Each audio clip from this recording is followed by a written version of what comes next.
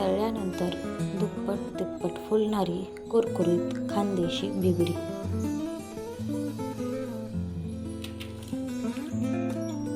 सर्वप्रथम 1 वाटी गहू, 1 वाटी तांदूळ आणि 1 वाटी ज्वारी हे आपल्याला स्वच्छ पाण्याने धुवून भिजत घालायचे आहेत।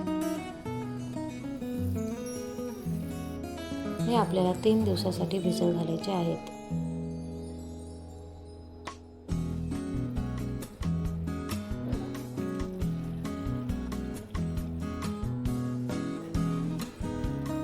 दुसऱ्या दिवशी यातलं गहू, ज्वारी, तांदूळ यांचं पाणी बदलून घ्यायचं आहे।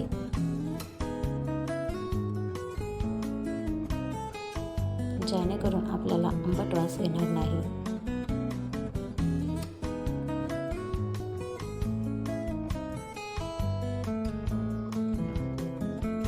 तिसऱ्या दिवशी सुद्धा आपल्याला गहू, ज्वारी, तांदूळ याचं पाणी चेंज करून घ्यायचं आहे व चांगलं स्वच्छ पाणी यामध्ये घालायचं आहे।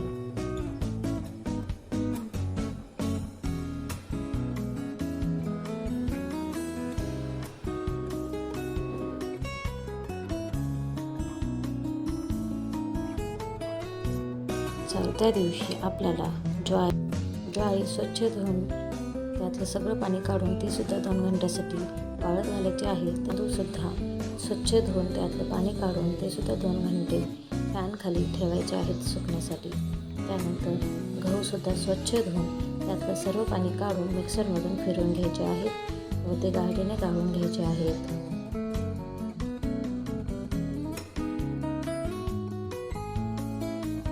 त्यानंतर तांदूळ चांगले सुकले की ते मिक्सरमधून बारीक करून घ्यायचे आहेत व त्यानंतर त्यात पाणी घालून ते सुद्धा भिजत घालायचे आहेत।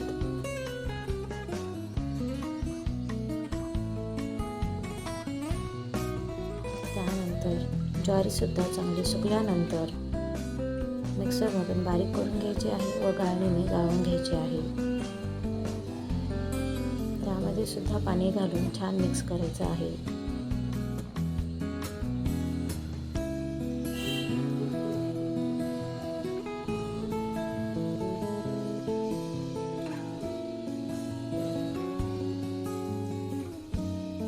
दुसऱ्या दिवशी पाणी उकळण्यासाठी ठेवायचं आहे। तोपर्यंत एका पातेल्यामध्ये गव्हाचं, ज्वारीचं आणि तांदळाचं बॅटर मिक्स करून घ्यायचं आहे।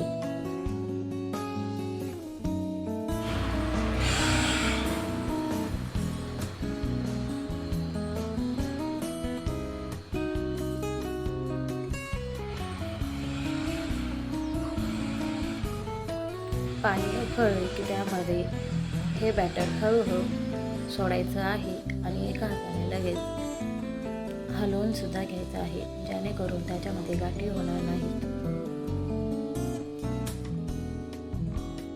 त्यामध्ये बारीक केलेली लाल मिरची, लसूण, तीळ, बडीशोप आणि जिरे आणि मीठ हे टाकून छान मिक्स करून घ्यायचं आहे।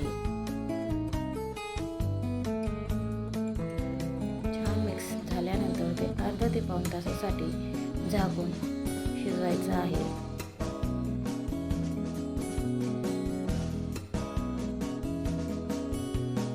बॅटर छान शिजलं की एका ओल्या कपड्यावर टाकून ओल्या हाताने बिबडी थापून घ्यायची आहे। अशा प्रकारे आपली बिबडी तयार आहे। ओली बिबडी खाण्यासाठी तयार झालेली आहे।